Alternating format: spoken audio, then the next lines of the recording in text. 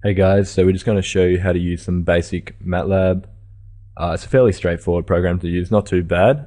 We'll just show you some addition, subtraction and whatnot, declaring a variable and creating a matrix and vector in this first section. So first off, you've got your command window down here, or command prompt box. Basically this is just where you can write things in and it'll spit out the answer straight away. A great place to do some quick writing the scripts, which I'll explain a little bit later. So like for example, 3 plus 2, 5, 3 minus 2, 1, 3 times 2, 6, and 3 divided by 2, 1.5. Okay, and you notice that it basically just spits out the answer there. You should also see this answer variable. Okay, so that's actually a variable there, that ans thing. You notice that it's over here in what is called your workspace. So basically this workspace will hold all the variables that you've created and their value at any point in time. So you'll notice basically if I type something again, 4 times 2, this answer variable changes to 8, as it has also done up in the workspace. So the answer variable just contains the latest or the most current thing that you typed in. But say for example we don't want the answer variable to be the thing we're going to store it in, we can store it in something else by simply going a is equal to 3 times 2. For example, and you get a is equal to 6, and it automatically creates this variable and it has assigned it the value of 6 or 3 times 2. You can easily also just assign numbers straight to variables, so say 9.5, b equals 9.5. Awesome.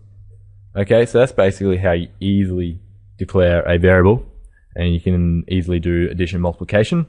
You can also do, like in algebra, do multiplication and division of variables themselves. So let's set a to 2.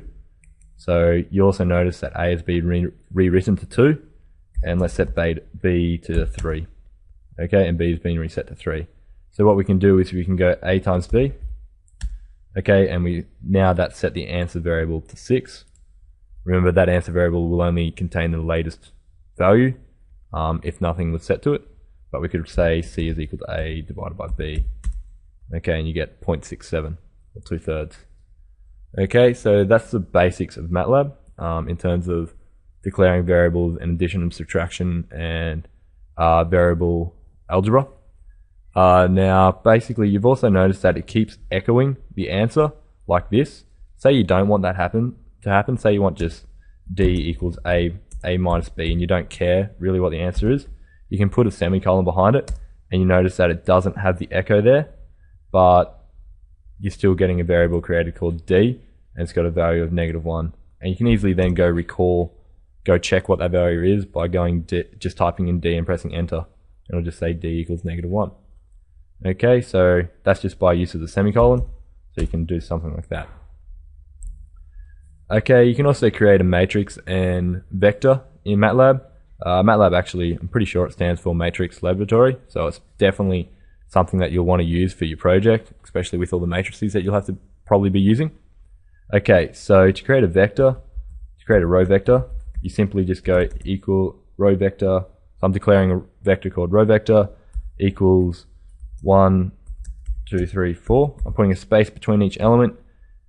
You can also simply put a comma between each element. So 1, 2, 3, 4, and does the same thing.